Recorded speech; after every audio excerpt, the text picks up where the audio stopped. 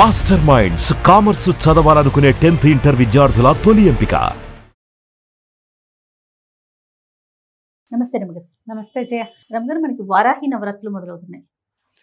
మనము దసరా నవరాత్రులు చూస్తాం, తర్వాత వారాహి నవరాత్రులు. వీటిని ఏ విధంగా జరుపుకుంటాం? మనం ఏమైనా ప్రత్యేక నియమాలు పాటిస్తామా? అందరం జరుపుకుంటాం? అసలు ముఖ్యంగా సంవత్సరానికి 4 సార్లు 4 రకాల నవరాత్రులు వస్తాయి. 2 ప్రఖ్యాతమైనవి, ఒకటి వసంత నవరాత్రులు, రెండోది శరన్నవరాత్రులు. ఈ గుప్తంగా జరుపుకునేవి ఇవి 2. ఏవి? వారాహి నవరాత్రులు, శ్యామల నవరాత్రులు జరుపుతారు. మనం చేసుకోము సాధారణంగా. ఇది కొన్ని ప్రాంతపు ఆచారాలుగానే కనపడుతుంది. మన ప్రాంతంలో ఇంచుమించుగా లేనట్టే. మనం సోషల్ మీడియా యాక్టివ్ అయిన తర్వాత ఒక 2-3 సంవత్సరాలుగా ఈ వారాహిని ఆశ్రయిస్తే చాలా రకాల ప్రయోజనాలు లభిస్తాయని, సమస్యలు తీరుతాయని, విపత్కర పరిస్థితుల్లో ఈమెను ఆశ్రయించిన వాళ్ళు వారాహి అమ్మవారిని ఆశ్రయిస్తే సమస్యలు తీరుతాయని చెప్పి వారాహి నవరాత్రుల్ని ప్రఖ్యాతంగా చేసాం. 2-3 ఏళ్లుగా ఎక్కడ వచ్చాడో అసలు వారాహి అమ్మవారి ప్రతిమని మనం ఇంట్లో పెట్టుకుంటామా రమ్మగారు? పెట్టుకోం కదా. అసలు ఇలా ఉంటారని కూడా చాలా తక్కువ మందికి తెలుసు. కానీ ఈ మధ్యకాలంలో వింటున్నాం. మొన్న ఫోటో ఫ్రేమ్స్ కోసం నేను షాప్కి వెళ్తే ఎన్ని రకాలుగా కనిపించాయోనండి. అంటే వారాహి అమ్మవారి ఫోటోని వేరు వేరు కలర్ శారీస్తో, వేరు వేరు భంగిమల్లో, అంటే అంత విరివిగా ఇంట్లో కూడా పెట్టుకోబట్టే కదా అక్కడ కనిపిస్తాం. ట్రెండింగ్ లో ఉన్న జేజీ వారాహి మన వీడియోస్ లాగానే ట్రెండింగ్ లోనే ఉన్నది వారాహి అమ్మవారు. ఆమె ఎప్పుడూ ఉంది కానీ జయ, ప్రఖ్యాతంగా లేదు. ఎందుకంటే ఈమెని ఉగ్రదేవతగానే చెప్పబడుతుంది ఆమె. ఓకే. అమ్మవారి యొక్క పరివార శక్తుల్లో ప్రముఖమైన మంత్రినిగా వారాహి అమ్మవారిని చెప్తారు. ఆదివరాహమూర్తి యొక్క స్త్రీ స్వరూప శక్తి. ఆదివరాహమూర్తిని కూడా మనం సాధారణంగా అర్చనలు, పూజలు మనం ఏమి చెయ్యం. ఏ సందర్భంలోనూ వరాహస్వామి స్వరూపంలో ఉన్న విష్ణు స్వరూపాన్ని ఇంట్లో పెట్టుకోవటం కానీ, పూజ చేయటం కానీ మనకు కనిపించదు. మనకి ప్రఖ్యాతంగా వరాహస్వామి ఉన్న దేవాలయాలు ఏవి? ఒకటేమో తిరుమలలో మొదట వరాహస్వామిని దర్శించాలి.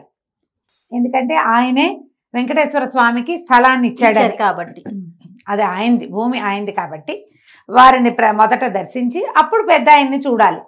వీరు ఇంకా పెద్దవారు, విష్ణుమూర్తికి. మనం వెంకటేశ్వరుడి కంటే పెద్దవాడుగా వరాహమూర్తిని మనం సేవించుకుంటాం. అదొకటి. రెండో వరాహ స్వరూపం సింహాద్రి అప్పన్న. ఆయన వరాహ నారసింహుడుగా వేర్వేరు స్వరూపాలలో ఉండే నరసింహమూర్తిగా ఆయన కనపడతాడు. వరాహము నరసింహము కలిసి ఉన్న స్వరూపంగా. ఈ 2 తప్ప మనకి ప్రఖ్యాతంగా ఎక్కడా వరాహ స్వరూపంలో స్వామివారు ఉన్నవి లేవు, తక్కువ. తర్వాత కాలంలో వెలిసే 2-3 చోట్ల ప్రఖ్యాతంగా దేవాలయాలు కనపడతాయి. ఒకటి మనకి విజయవాడలో ఉన్నటువంటి విజయకీలాద్రి కొండ మీద ఉన్న దేవాలయాల్లో భూవరాహ స్వామికి ఒక ఆలయం ఉన్నది. కర్ణాటకలో ఉన్నటువంటి కళ్ళహళ్ళి అనే ప్రాంతంలో భూవరాహ స్వామిది ప్రఖ్యాతమైన, ఆ ప్రాంతంలో బాగా వెళ్తారు. దేవాలయాలు ఉన్నాయి. కానీ మనకి రోజువారీ ఆరాధనలో వరాహస్వామిని ఆరాధించే విధానం మనకి లేదు. ఇప్పుడు వరాహస్వామి యొక్క స్త్రీ స్వరూప శక్తి అయినటువంటి వారాహి దేవత కూడా, వారాహి కూడా ప్రఖ్యాతమైన కొన్ని స్వరూపాలు ఉన్నాయి. ఇవేంటంటే మంత్రాధిష్టాన దేవతగా ఉంటుంది. మంత్రాలతోటి ఆమెను ఆవాహన చేసేదే కనపడుతుంది. కానీ సాధారణంగా సంసారులందరూ మనలాగా ఇళ్లలో ఉండేవాళ్ళు పూజలు చేసుకునేటట్టుగా కనిపించదు. సంవత్సరం అంతా ఆమెను ముట్టుకోం మనం. ఇప్పుడు ఈ అమ్మవారిని ఈ ప్రఖ్యాతంగా ఈ 10 రోజులు మాత్రమే సేవించడం, నవరాత్రులు 9 రాత్రులు సేవించడం మనకి కనిపిస్తుంది. ఈ అమ్మవారిలో కూడా వారాహిలో కిరాత వారాహి అని అలా ప్రత్యేక స్వరూపాలు ఉన్నాయి. మంత్రాధిష్టాన దేవత ఈవిడ. ప్రఖ్యాతంగా కొన్ని చోట్ల ఏంటంటే పీఠాలలో, మఠాలలో మంత్రం బాగా పునశ్చరణ చేసే చోట, యజ్ఞం, యాగం, హోమాలు అవి జరిగే చోట విరివిగా ప్రజలు వచ్చి అమ్మని సేవించి ప్రసాద స్వీకారం చేసే చోట గనక ఇది చేస్తే ఆ అమ్మవారి యొక్క ఉగ్రశక్తి, ఉగ్రత్వము అవి శాంతింపబడతాయని ఇలా వ్యవహారంగా చెప్తారు. అయితే ఇటీవల మనం వారాహి అమ్మవారికి కూడా అక్కడక్కడ దేవాలయాలు చూస్తున్నాం. మనకి కాంచీపురంలో ప్రఖ్యాతంగా లోపల అమ్మవారి కామాక్షి ఉంటే బయట వారాహి స్వరూపం కనపడుతుంది. అంతరాలయం దగ్గరే మనకి ఉన్నది. కానీ మనకి ఇప్పుడు దేవాలయాలే ఇప్పుడు మనకు కనిపిస్తున్నాయి. తిరుమలలో కూడా, తిరుపతిలో కూడా నేను వెళ్ళొచ్చాను, చెప్పాయి కదా. ఈ 2-3 చోట్ల అది పీఠానికి అనుబంధంగా ఉన్న దేవస్థానంగానే కనిపిస్తుంది. ఎలాగైనా ఎక్కడైనా కనపడితే నమస్కరించుకోవటానికి ఏ ఆటంకము లేదు. అంతే కదండి, నమస్కారం చేసుకోవచ్చు. ఒకవేళ ఏ దేవాలయానికైనా వెళ్ళినప్పుడు అక్కడ అర్చనాధికారులు జరుగుతుంటే అర్చనలో పాల్గొనొచ్చు, ఏమీ భయం లేదు, తప్పు లేదు, చెయ్యొచ్చు.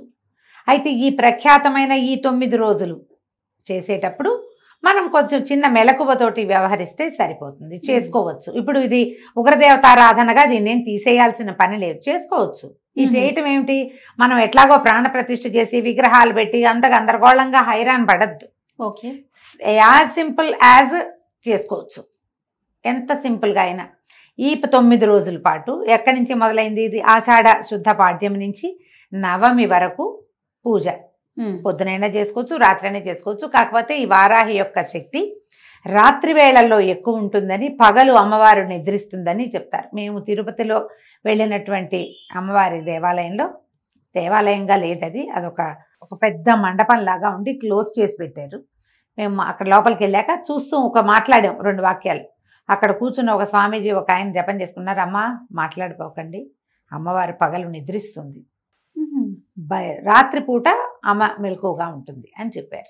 హైదరాబాద్లో కూడా 3-4 చోట్ల అమ్మవారు వారాహి ఉంది పీఠంలో. నేను చెప్పాను లాస్ట్ టైం, కుదిరిక ఉంటే వెళ్ళి రావచ్చు, ఈ సమయాల్లో మంచివి. ఇవి ప్రఖ్యాతమైన రోజులు, ఆమె యొక్క శక్తి ద్విగుణీకృతంగా ఉండుండొచ్చు, అందుకని చెప్తారేమో ఈ నవరాత్రులు అంటారు, చెప్తారు. ఈ 9 రోజులు మనం ఏం చేయొచ్చు, వారాహి అమ్మవారిది ఒక చిన్న ఫోటో పెట్టుకోండి, ప్రతిమలకి వెళ్ళొద్దు, కలశాలు పెట్టుకోవద్దు. దసరా నవరాత్రులకు చేసినట్టుగా కలశాలు అక్కర్లేదు. మనం ఇవి పెడతారు కదా, దీపాలు పెడతారు, అఖండాలు అవి పెట్టుకోవాల్సిన అవసరం లేదు. సింపుల్ గా చేసుకోండి. ఒక్క ఫోటో. మనం ఏంటంటే ఏదైనా ఆరాధన చదువుకునేటప్పుడు స్వరూపం కనపడుతుంటే మనకు ఒక సంతోషం, తృప్తిగా ఉంటుంది. ఇంత చిన్న ఫోటో పెట్టుకోండి చాలు, పెద్ద ఫోటో కూడా అక్కర్లా. ఏవైనా 4 ఎర్రని పువ్వులతోటి అర్చన చేసుకోండి. వారాహివి 12 నామావళి ఉంది, అష్టోత్తరం దొరుకుతుంది, 2-3 రకాల స్తోత్రాలు ఉన్నాయి. ఏదైనా ఒక స్తోత్రంతో ఆ స్తోత్రం చదువుకుని ఆ పువ్వులు సమర్పించి ఏదైనా నివేదన పెట్టుకోండి చాలు.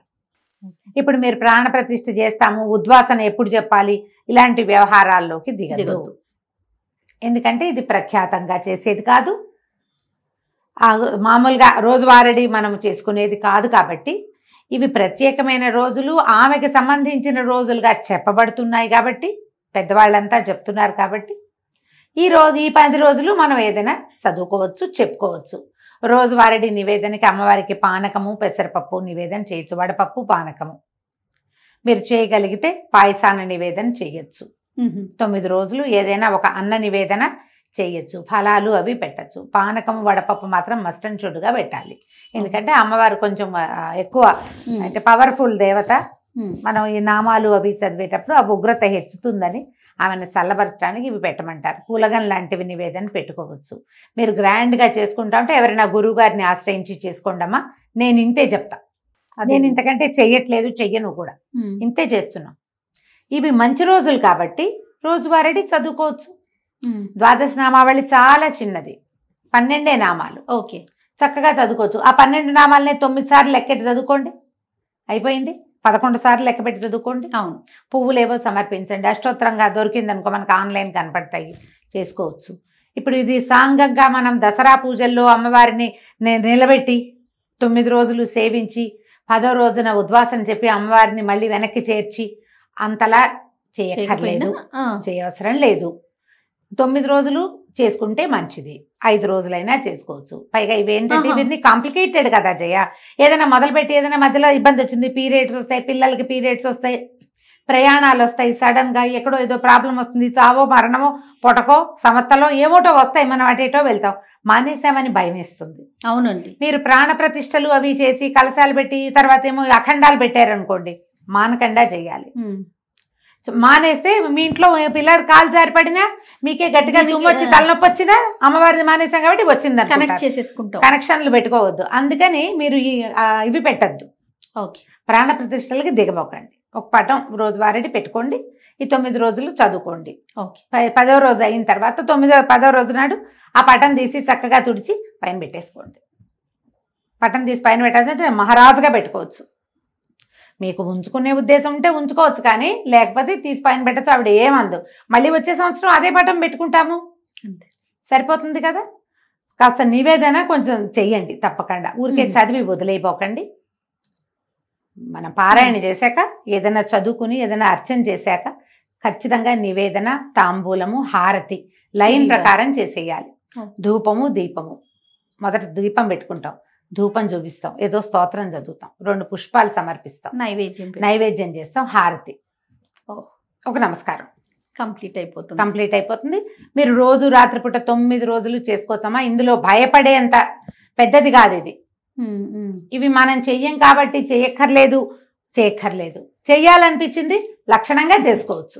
ఇంత మాత్రం చెయ్యండి, ఏమీ భయం లేదు. ఈమె ఏంటంటే పరివార శక్తుల్లో ప్రబలమైన శక్తి. ఆవిడ తక్కువది కాదు, చాలా గట్టిది. ఇప్పుడు ఇంత గట్టి ఇది మనకి దేనికి అవసరం? ఆమెకు సరిపడా మనం చేయగలమా? అది ఆలోచించుకుని కదా దిగాలి. డెఫినెట్గా నేను ఎందుకంటే ఇవి విని కేసులు మేము భయం వేస్తుంది, భయం పడ్డాము, మాకు అలా ఉంది, మాకు ఇలా ఉంది, పటం తీసేయచ్చా, ఈ పటం ఉంచుకోవచ్చా అని నన్ను 10 మంది అయినా అడిగారు. లాస్ట్ ఇయర్ వారాహి నవరాత్రుల తర్వాత ఆ పటం ఏం చెయ్యాలి, ఇన్ని రోజులు పూజ చేసాం, ఇప్పుడు లోపల పెడితే తప్పేమో అనుమానాలు కదా రమ్మగారు, భయాలు కదా. భయం అయితే చెయ్యొద్దమ్మా అంటారు. నేను భయపడితే చేయబోకండి. మామూలు మనం ఏ రోజు వారడి ఏం చేసుకుంటామో అది చేసేసుకోండి, సరిపోతుంది. నేనైతే దాదాపుగా ఒక 4-5 సంవత్సరాలుగా ఈ వారాహి నవరాత్రులు ఎప్పుడైతే తెలిసిందో, 5-6 సంవత్సరాల క్రితమే తెలిసింది నాకు. ఈ ద్వాదశ నామావళి చాలా సులువు. నా 12 నామాలే కదా, వీటిని 9 టైమ్స్ చేయటం ఒక లెక్కగా అలవాటు చేసుకున్నా. నేను ఇంతే చేస్తున్నా అంతే. ఒకవేళ మధ్యలో ఏదో ఇబ్బంది వచ్చింది, ఒక నమస్కారం చేసుకోవటమే అంతే. లేదు భారీ ఎత్తున చేసుకోవాలంటే గురువు గారిని సంప్రదించడం. భారీ ఎత్తున చెయ్యాలి అంటే ఖచ్చితంగా మీరు ఒక గురువు గారిని సంప్రదించి వారు మిమ్మల్ని పూర్తిగా గైడ్ చేసేలాగా చేసుకోండి. అప్పుడు ఓకే. ఇప్పుడు చూడు, గురువు గారిని సంప్రదించి అంటే ఫోన్లోనో, ఇన్స్టాలోనో, మెసెంజర్లోనో కాదు, ప్రత్యక్ష గురువు. అందుకని ముందు జాగ్రత్త పడి చేసుకోండి ఏం చేసినా. తప్పకుండా అండి. నమస్తే రమ్మగారు. నమస్తే.